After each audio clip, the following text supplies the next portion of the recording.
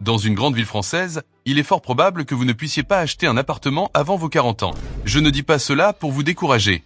Ce n'est pas parce que vous ne travaillez pas assez, ni parce que vous faites de mauvais choix. C'est parce que le marché immobilier français a été structurellement repensé pour exclure les moins de 35 ans. Et personne ne vous le dit ouvertement. Et si on vous le dit, c'est généralement pour vous vendre des études, un courtier en prêts immobiliers ou un prêt que vous ne pouvez pas vous permettre. Mais je vous le promets, à la fin de cette vidéo, vous comprendrez parfaitement pourquoi l'accession à la propriété est mathématiquement impossible pour la majorité des jeunes actifs français en 2026. Vous verrez que le mantra « acheter », c'est investir, est le mensonge financier le mieux dissimulé de votre génération. Et surtout, je vais vous montrer une stratégie alternative concrète et mesurable pour constituer un patrimoine de 200 000 € sans acheter un seul mètre carré de propriété avant l'âge de 45 ans. Mais pour comprendre la solution, vous devez d'abord saisir toute l'ampleur du problème. Acheter, c'est économiser. Louer, c'est dépenser. Vous avez sûrement déjà entendu cette phrase. De la part de votre famille, de vos collègues. Elle est présentée comme une vérité universelle, une évidence. C'est faux.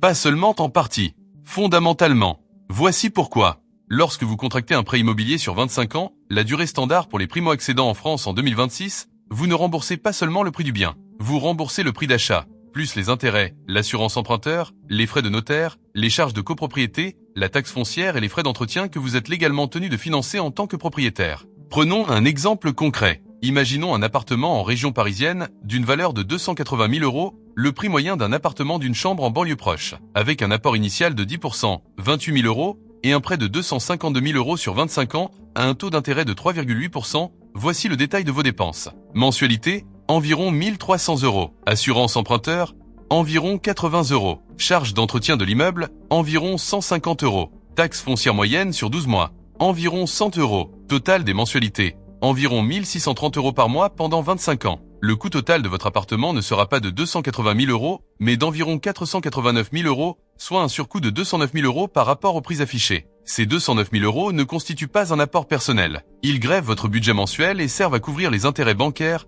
l'assurance et les charges d'entretien. Tout comme le loyer, être propriétaire représente une charge financière importante. Alors, quelle est la différence entre louer et acheter un logement? Les locataires ne paient ni assurance emprunteur, ni taxe foncière, ni réparation structurelle. Ils conservent également une certaine flexibilité. Je ne dis pas que l'accession à la propriété est une mauvaise chose. Je dis simplement que, présentée comme un dogme incontestable, elle masque un calcul que personne ne vous dévoile. Analysons les chiffres réels, pas les discours, les données. En 2000, un jeune couple parisien, gagnant en moyenne 2 salaires, devait épargner l'équivalent de 4 années de revenus composés pour acquérir un appartement d'une chambre. D'ici 2026, ce même couple aura besoin de 11 à 13 années de revenus composés pour épargner la même somme et acquérir le même type de bien. Il ne s'agit pas d'une simple impression, c'est une transformation structurelle du marché. Les prix de l'immobilier en Île-de-France ont été multipliés par 3,5 en 25 ans. Parallèlement, les salaires moyens ont augmenté de 40% sur la même période.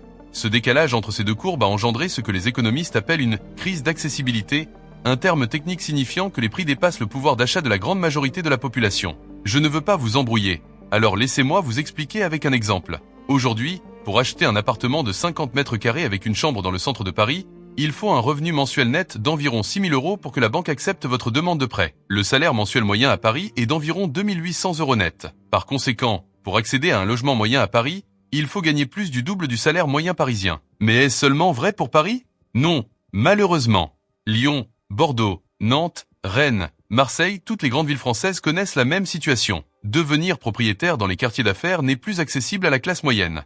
Seuls les héritiers, les couples à haut revenu et ceux qui bénéficient d'un soutien financier familial peuvent se le permettre. Pour tous les autres, et cela inclut la grande majorité des moins de 35 ans, le rêve d'accéder à la propriété est mathématiquement reporté jusqu'à ce qu'ils aient suffisamment d'économies pour constituer un apport personnel conséquent. Selon les estimations actuelles, pour une personne célibataire ayant un revenu moyen, ce stade n'arrivera pas avant l'âge de 38 à 42 ans.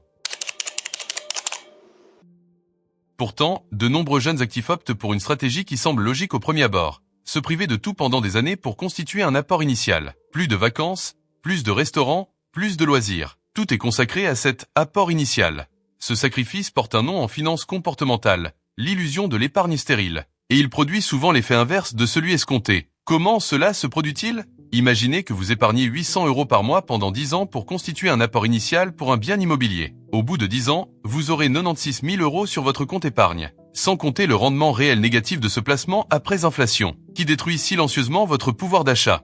Durant ces 10 ans, les prix de l'immobilier ont continué d'augmenter. Si le marché ne progressait qu'à un rythme moyen de 2% par an, un taux historiquement inférieur à la réalité dans les grandes villes françaises.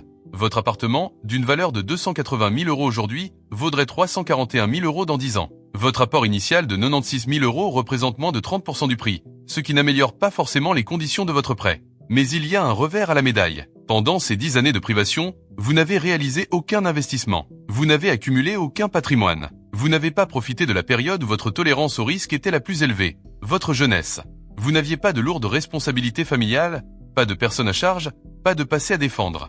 La plus grande richesse d'un jeune de 25 ans n'est pas l'apport initial potentiel, mais le temps. Et le temps sacrifié sur l'autel de l'investissement immobilier est irrécupérable.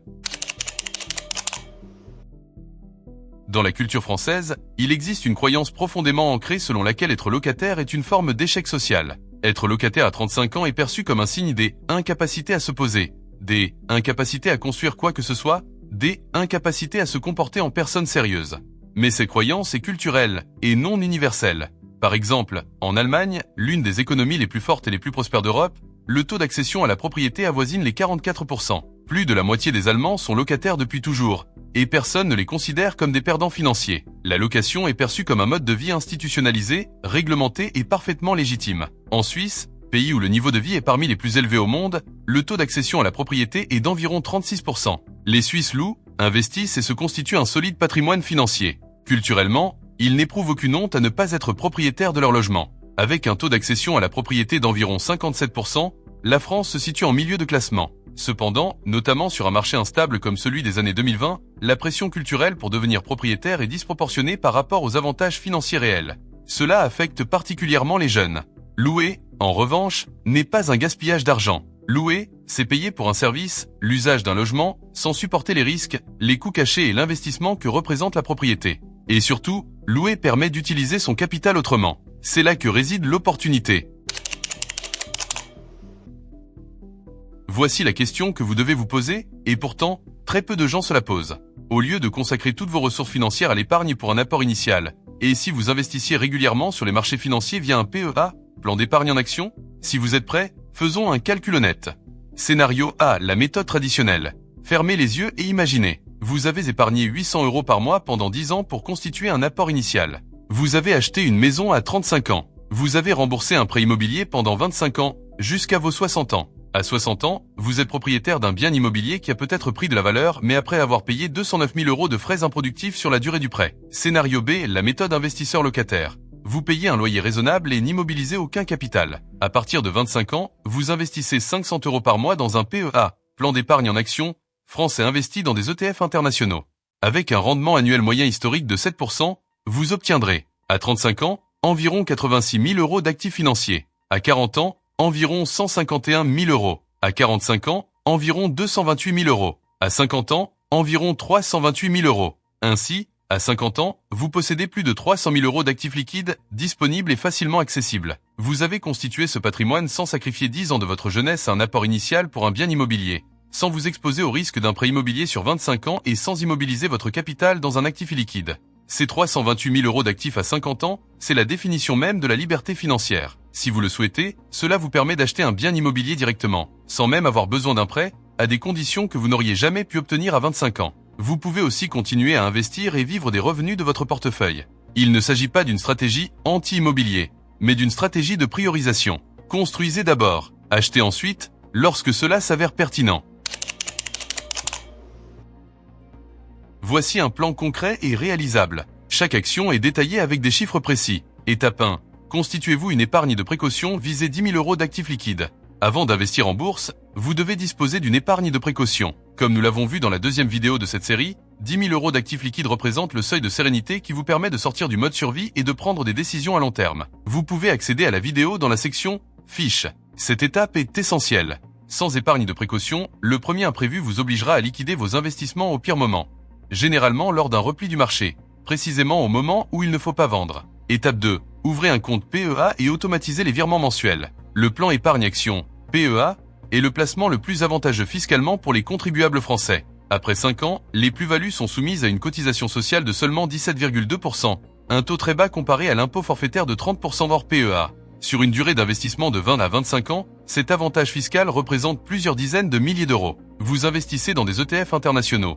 Ces fonds indiciels répliquent simultanément la performance de 1500 à 3000 entreprises mondiales et leurs frais annuels sont inférieurs à 0,20%. Vous n'avez pas à choisir les actions ni à suivre les marchés. Vous automatisez le virement mensuel et laissez les intérêts composés travailler. Montant cible, 300 € à 500 € par mois, selon votre situation. Tout est automatisé le premier jour du mois suivant. Je le recommande vivement à mes abonnés, notamment aux jeunes, n'hésitez pas. Étape 3. Augmentez votre apport initial à mesure que vos revenus augmentent. La règle est simple et non négociable. Chaque augmentation de salaire, chaque prime, chaque revenu supplémentaire, 50% investi. 50% consacré à l'amélioration de votre qualité de vie. Pas 100% investi, ce ne serait pas tenable sur 20 ans. Pas 100% consacré aux loisirs non plus, ce serait gaspiller l'effet de levier de la croissance de vos revenus. 50-50e. Systématiquement, automatiquement. Avec cette discipline, une personne commençant à 25 ans avec 300 € par mois et augmentant progressivement son apport initial en fonction de ses revenus pourrait facilement atteindre 200 000 € d'actifs avant 45 ans. 45 ans et 200 000 € peuvent sembler lointains,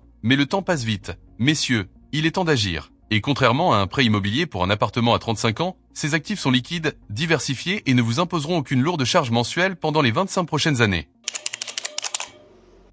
Vous souvenez-vous de l'introduction ? Dans une grande ville française, vous ne pourrez probablement pas acheter d'appartement avant vos 40 ans. Maintenant que vous avez pris connaissance des données, des calculs et de la stratégie alternative, cette affirmation devrait vous paraître différente. Ce n'est plus une condamnation, mais une opportunité. Car si vous n'avez pas à immobiliser vos économies pendant 10 ans pour un apport initial, si vous n'êtes pas contraint de contracter un prêt immobilier sur 25 ans dès l'âge de 35 ans, si vous n'avez pas à payer 209 000 € de frais inutiles sur la durée d'un prêt, alors vous possédez quelque chose de bien plus précieux. Vous avez du capital, vous avez du temps. Et vous avez une stratégie. Le marché immobilier français vous a fermé une porte. Les marchés financiers, en revanche, en ont laissé une autre grande ouverte. La question n'est pas de savoir si vous pouvez l'acquérir. La question est, le souhaitez-vous vraiment, et est-ce le meilleur investissement de votre capital et de votre temps ? Pour la grande majorité des moins de 35 ans en France, la réponse, honnête et objective, est non. Et loin d'être un échec, cette réponse est le point de départ d'une stratégie de gestion de patrimoine bien plus performante. Partagez votre situation en commentaire. Épargne locataire pour un apport, investissement locatif ou déjà propriétaire.